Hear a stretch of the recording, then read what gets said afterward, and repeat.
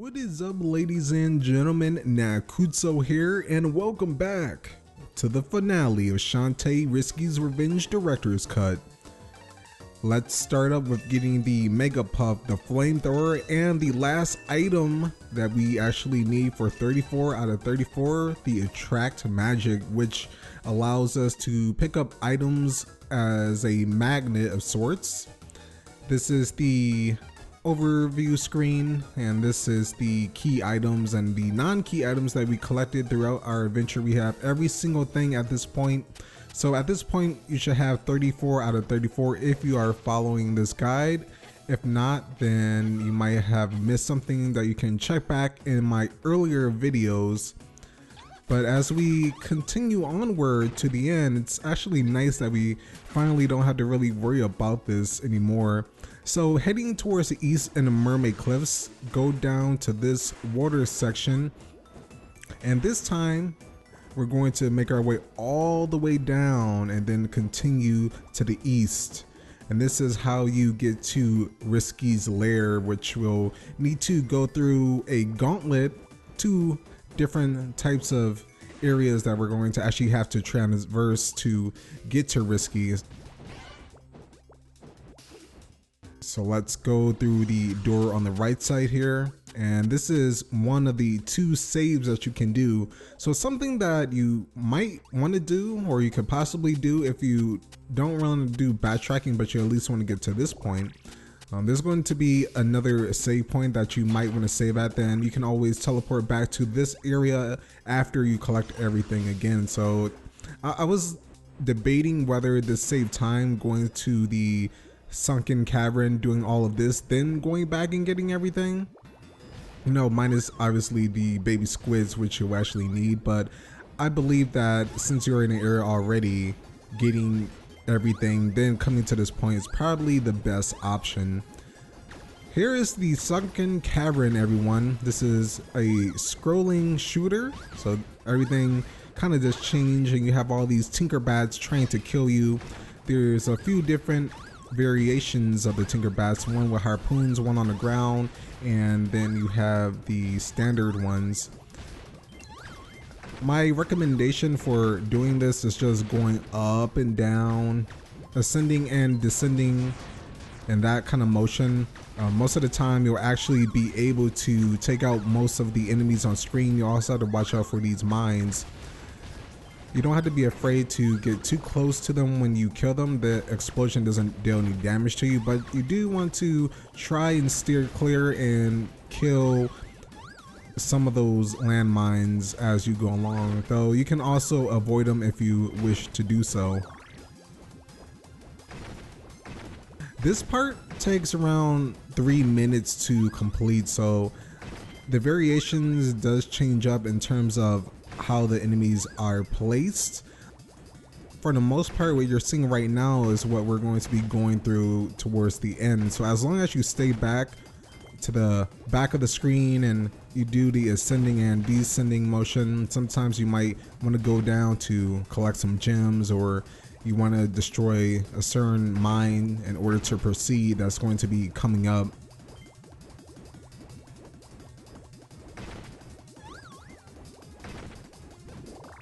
The last part utilizes the mermaid form a lot, and it also utilizes the monkey form. I would say out of all the forms in the game, the elephant one is the one that's used the least, and the monkey one is used the most, which is completely fine since that form is adorable.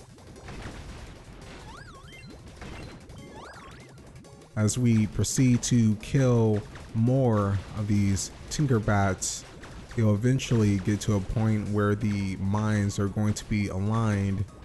And at first glance, you might think that you would have to destroy them all, but you actually really only need to destroy one to get through. I really like the look of the background in this area. It's all red.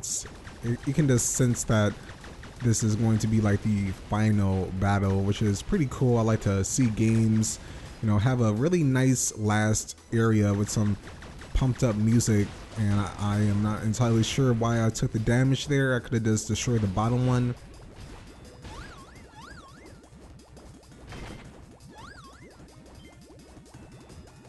At this part, right before the ending area, you have a choice to destroy the Tinkerbat at the bottom or to go past this part then destroy the Tinkerbat. I decided to just go past this part. It's not worth getting hurt over those blades too much. And once you do that, we're basically almost at the end as we destroy the final wave of Tinkerbats, and then we'll be able to get even closer to Risky Boots and completing this game, which has been a wonderful experience, and it's just been something that I'm really glad that I could actually complete and come back to it after such a long hiatus of having this project on hold. So now we can leave our mermaid form, and that is going to be the last time we actually need to use the mermaid form. This is the last point in the game where you can teleport, and this is the last save point. So if you want to go back from this point on to collect all the items, you can.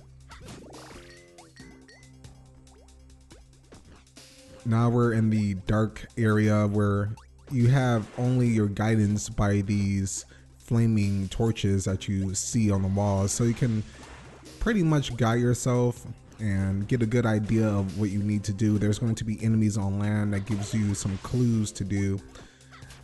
At this point, you want to transform into your monkey form and use that for the majority of this section. You can easily skip that part by using the monkey bullet to get across. And again, you want to transform in order to get up this really tight area. You might take some damage from this. If you're more patient, you could avoid that damage right there. And if you really wanted to bypass that last section, you can just go into monkey form and take some extra damage. But here we are, everyone. The final area in the game, as we have Risky Boots, our uncle, Abner, we have everyone, even Rottytops here, all plotting against us. But the thing is, Risky is a pirate, so she doesn't really keep her word on things. They really just wanted not even cash, brains, coffee. It's not too much to ask for, I suppose. But this is a really weird, confrontation, because it doesn't really make any sense. I mean, they want well, at least Roddy wants Shantae's brains, but it's funny because I feel like those three could actually take on Risky Boots. But I'm not gonna say anything about that. It is pretty sick turning her friends against her. As you see the genie lamp in the background, the lamp that pretty much started this whole game. The beginning has saved your friend. We could have probably saved them some grief, although we're not sure if you would have done anything else after we gave you these seals. But unfortunately, we're going to have to give her the seals anyway, since our uncle is in trouble.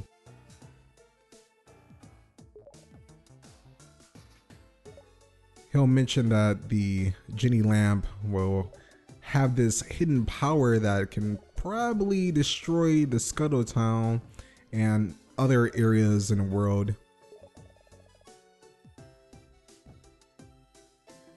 So it's my responsibility as a genie. You have a choice between yes and no.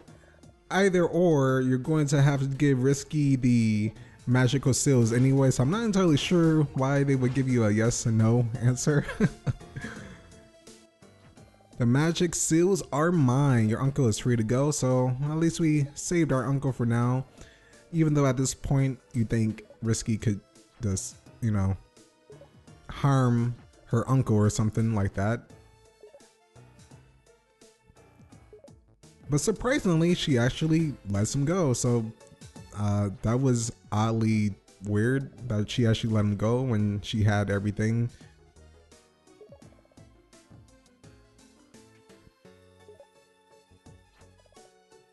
So it's not over yet. There's still time to stop you. So we're welcome to try and stop Risky Boots. And this is what initiates the boss battle. You may remember this boat from the first boss battle in the game, the start of the game. So we have the Tinkerbats and the steam-powered oceanic Tinker Tub that's going to be going into overdrive. So this is basically a souped-up version of the first boss, but it does have some changes that you'll have to adjust to. One is these barrels that it will throw out its mouth. The best thing you can do for this boss is stay close to it, which actually seems a little bit weird. You want to stay as close to this boss as possible. So as you stay close to the boss, you'll avoid most of the damage. As you've seen, I avoided that anchor and some of the barrels and bombs. Once it lets out a certain barrel where it doesn't launch out the mouth, that's the barrel you actually want to attack. After that, we have some bombs coming towards us. As you stand in between them, you'll notice a certain bomb with a face on it that has Tinkerbats that you want to destroy. Otherwise, they're going to be more of a nuisance when you're trying to go left and right on the screen. And we're getting pretty lucky with these barrel placements. So once again, avoid the bombs. And this is going to basically be the whole boss fight. Not too difficult, as you can see right here. Get that Tinkerbat.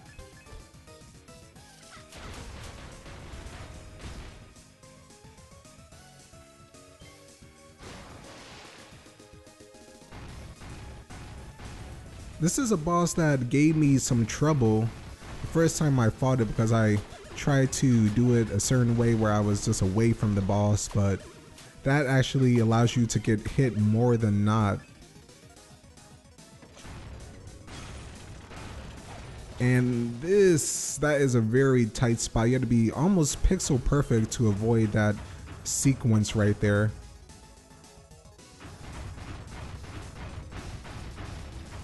And I got hit.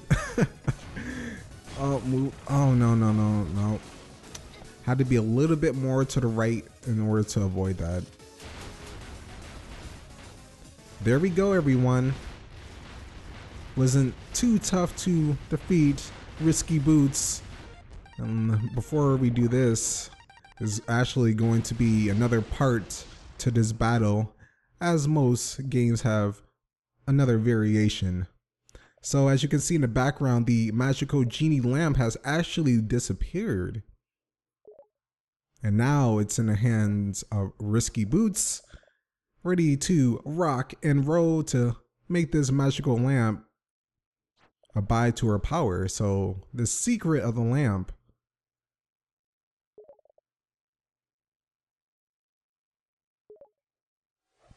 is actually going to steal away our power.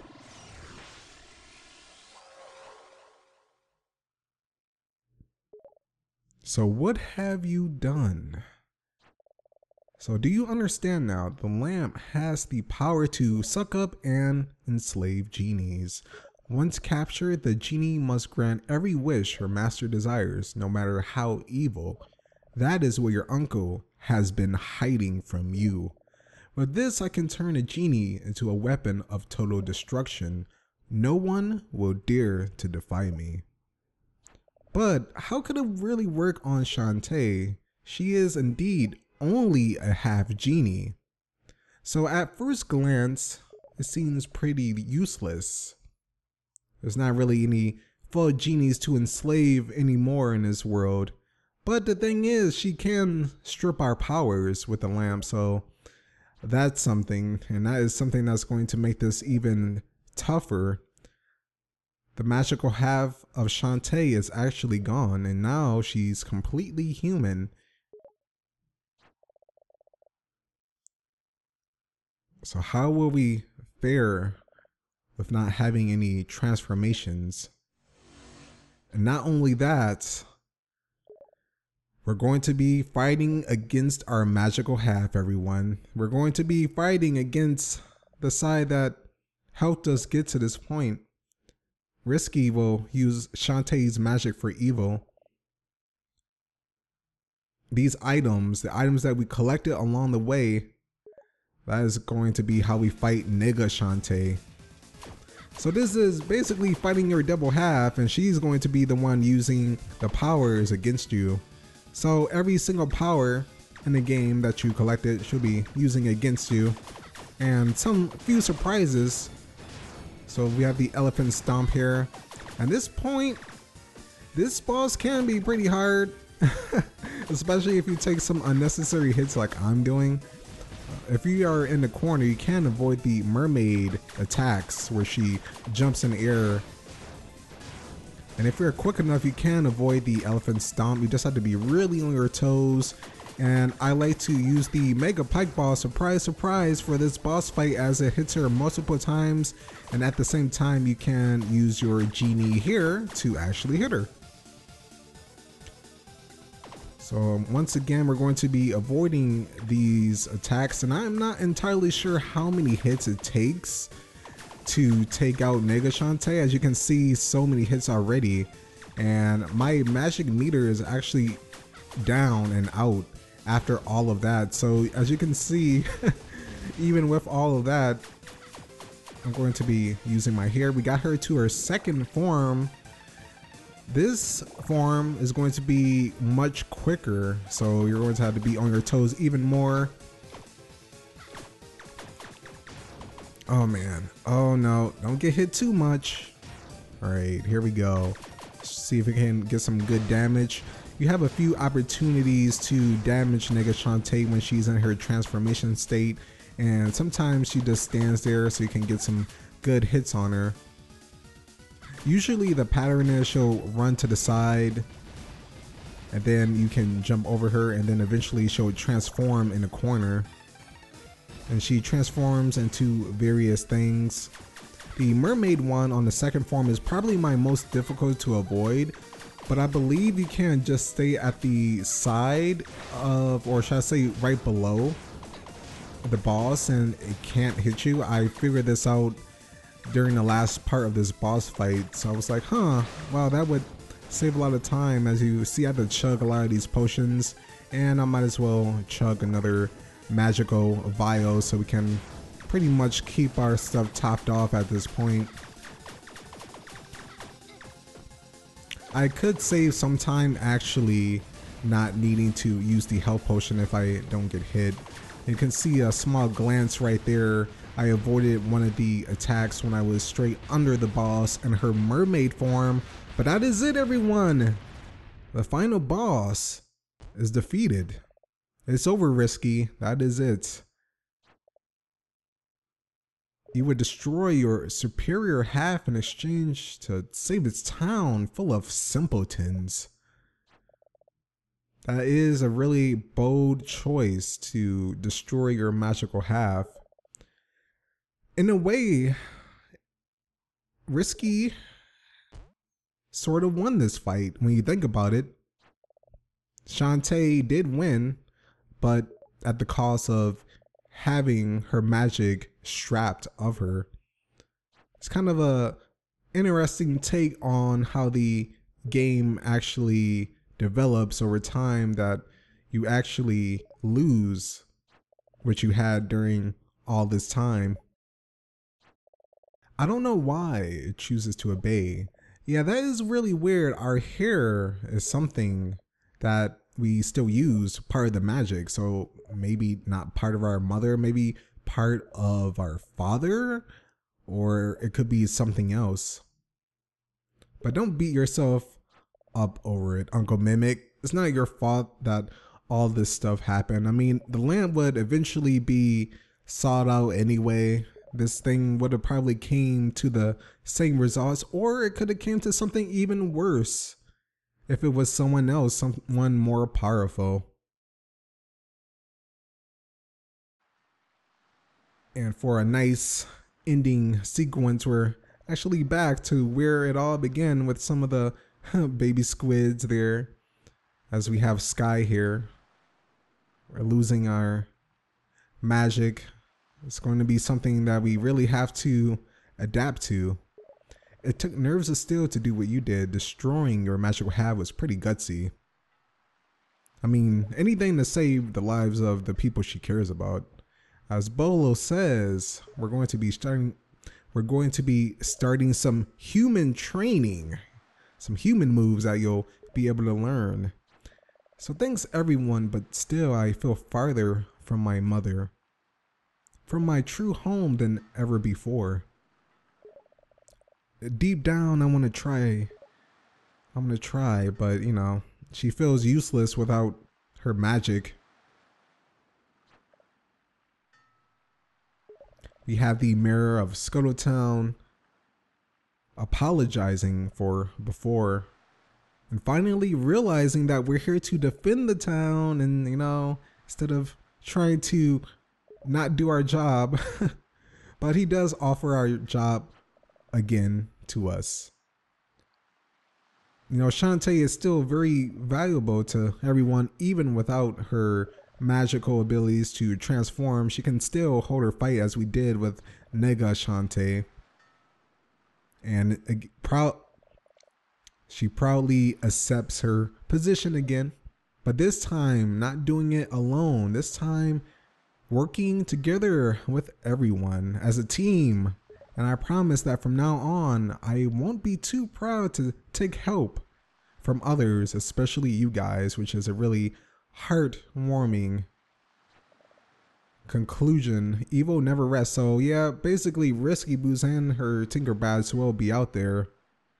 And Rottytops and her brothers, while we have a lot of adversaries to confront in the future, especially Rottytops, to see what she really says after all of this. Evil doesn't stand a chance.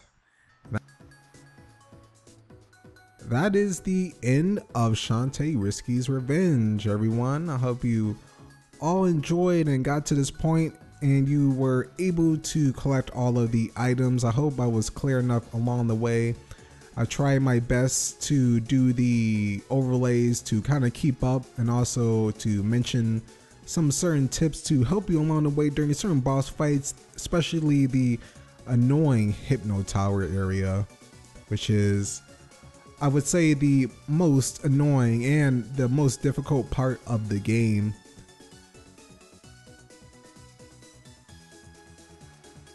Here are the final credits as the game concludes, and at the end of this it will show a picture of what you'll get when you get 100% completion, and also will show the time and the 34 out of 34 items that I collected, to show you at the end that at this point basically you should feel really proud about yourself of completing this awesome game.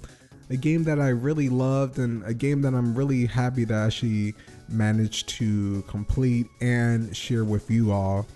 Shantae is definitely one of my favorite games in the series, the whole series. And I do have the next installment, which I am debating whether I will or will not do, or how I will actually tackle that game in the future. So if you would like to see the next Shantae game, A Pirate's Curse, then I will oblige and possibly do that in the future. But as always, everyone, thank you so much for joining me on this adventure and sticking it out. And until next time, take care and stay classy. Later, folks.